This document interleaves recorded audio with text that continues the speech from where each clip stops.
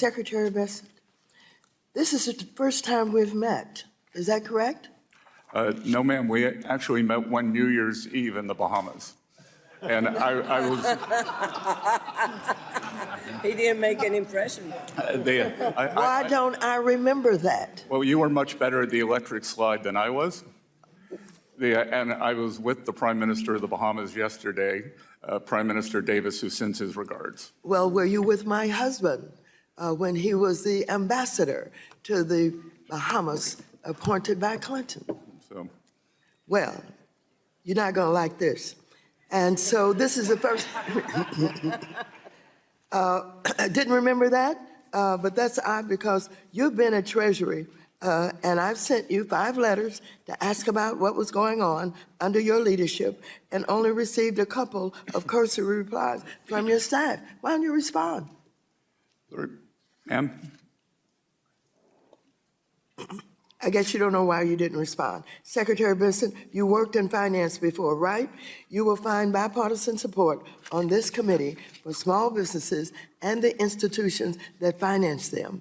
I worked with Trump's first Treasury Secretary to pass $12 billion in support for community development, financial institutions, and minority banks and credit unions.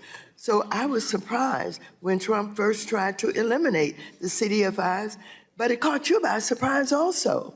You said that the CDFI fund plays an important role in expanding financial access. Unfortunately, you were not very persuasive last week. Trump proposed to basically cut all CDFI funding.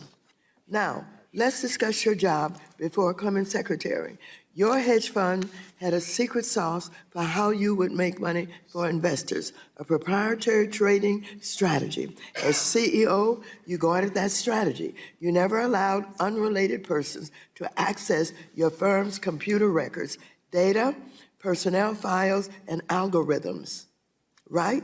And I'm sure you wouldn't have allowed just anyone unfettered access to copy, change, or to use those records, right? I suspect not. And that makes good sense. What doesn't make good sense is why, as Treasury Secretary and acting CFPB Director, you would allow Doge unfettered access to the government system that handles trillions of dollars in payments to the proprietary business records of entities regulated by the CFPB, or most alarmingly, to the tax records of hundreds of millions of Americans. But you still threw up the gates of our finance system open to Elon Musk and his band of 22-year-olds. Yes or no? Do you know the level, type, or nature of the clearances and security training required for individuals to access the information held in the computers of Treasury, IRS, or CFPB? Yes, I do, and I think we would have a disagreement over the definition of the word unfettered.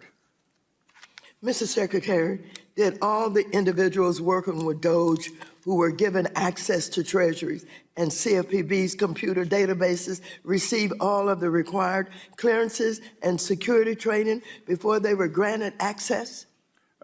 Again, they were granted read-only access at Treasury. There were two. So let me just say, Doge employees. Please, you can't filibuster here. This is not the filibuster playground. And so what you did was you let these strangers into our Treasury with access to all of the data, all of the personnel information, and you just opened the door. Why'd you do that? No, ma'am. They were Treasury employees. Oh, are you saying today in front of this committee that all of them were Treasury employees, that the 25-year-old who's being identified, who worked for Elon Musk, was allowed into the Treasury? Was that person there? He was a Treasury employee, as was Tom Kraus, the senior person on the Doge team. There were only 2 people. There were Doge employees also. Sorry? Do you know, were you aware that there were Doge employees coming into our Treasury getting all of our personal information? Well, ma'am, there is no such thing as a Doge employee. There were Treasury employees.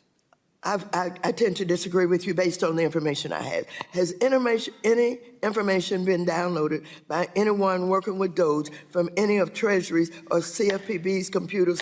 Answer, yes or no? Not to my knowledge. You better learn.